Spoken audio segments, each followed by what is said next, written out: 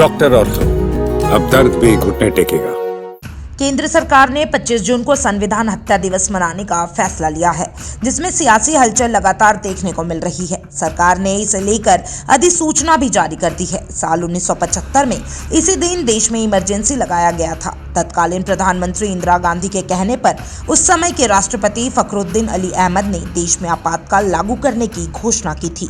अब करीब 5 दशक बाद केंद्र की मोदी सरकार ने 25 जून को संविधान हत्या दिवस मनाने का फैसला लिया है। सरकार के इस फैसले के बाद कई तरह के सवाल उठ रहे हैं। सवाल यह उठ रहे हैं कि पिछले 10 साल से सत्ता पर काबिज बीजेपी के सामने अब ऐसा क्या चुनौती आ गई कि सरकार को यह फैसला लेना पड़ा। केंद्रीय गृह मंत्री अमित शाह ने सरकार की ओर से 25 जून को संविधान हत्या दिवस मनाने के फैसले की जानकारी दी। उन्होंने सोशल मीडिया पर बाकायदा एक पोस्ट करके इसकी जानकारी दी और सरकार की ओर से जारी अधिसूचना की तस्वीर भी शेयर की।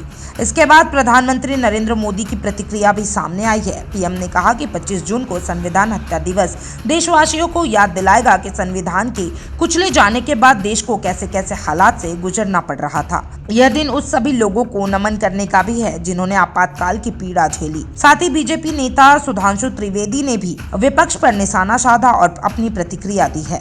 उन्होंने कहा कि हमारी सरकार ने जब से संविधान हत्या दिवस मनाने का निर्णय लिया है, तब से संविधान की रक्षा का स्वांग रचने वाले बहरूपियों के हृदय में बड़ी वेदना शुरू हो गई है। हम स्पष्ट रूप से देश को याद दिलाना चाहते हैं कि संविधान की हत्या क्या होती है। हमारी सरकार ने जब से संविधान हत्या दिवस मनाने का निर्णय लिया है, तो संविधान की रक्षा का स्वांग रचने वाले बहुरूपियों के हृदय में बड़ी वेदना शुरू हो गई है। और वो ये कह रहे हैं कि 50 साल पुरानी बात की आवश्यकता क्यों है। जो लोग खुद सीधे 80-85 साल पीछे जाकर ये दावा करने लगते हैं हर बात में कि आजादी की लड़ाई उनका वन एंड एक्सक्लूसिव कॉपीराइट था, वो उस स्वतंत्रता संग्राम में बलिदानियों के बलिदान के बाद पाई हुई स्वतंत्रता के साथ क्या किया, ये आज की पीढ़ी को जानने की आवश्यकता है। बहुत स्पष्ट रूप से मैं देश की जनता को याद दिलाना चाहता हूं, क्योंकि आज की डेट में जो लोग 60 या 62 वर्ष से कम आयु के हैं, उनकी लिविंग मेमोरी में या उनकी जीवंत स्मृति में आपातकाल का विषय नहीं है। आपातकाल वो था, संविधान की हत्या क्या होती है ये समझने की आवश्यकता है। सरकार के इस फैसले को लेकर कहा जा रहा है कि यह विपक्ष को उसके ही मुद्दे में घेरने का एक प्रयास है। यह विपक्ष को बैकफुट पर लाने का प्रयास है, जो कि लोकसभा चुनाव के समय से ही संविधान बचाओ नारे के साथ आगे बढ़ा है। विपक्ष ने इस बार सड़क से लेकर संसद तक संविधान बचाओ नारे के साथ खड़ा नजर आया है।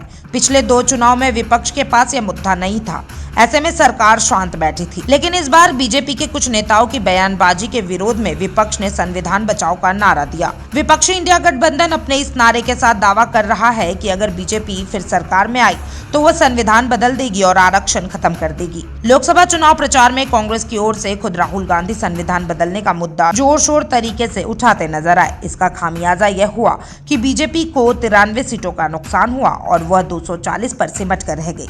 सबसे ज्यादा सीटों वाले राज्य यूपी में बीजेपी को बड़े स्तर पर नुकसान उठाना पड़ा।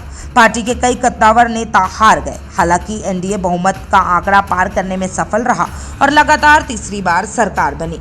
राजनीतिक विशेषज्ञों की माने तो बीजेपी विपक्ष को, खासकर कांग्रेस को, उसके ही उठाए मुद्दे से ही उलझाना चाहती है। बीजेपी यह भी जानती है कि कांग्रेस पर आपातकाल के जो धब्बे लगे हैं वो इतने जल्द धुलने वाले नहीं हैं।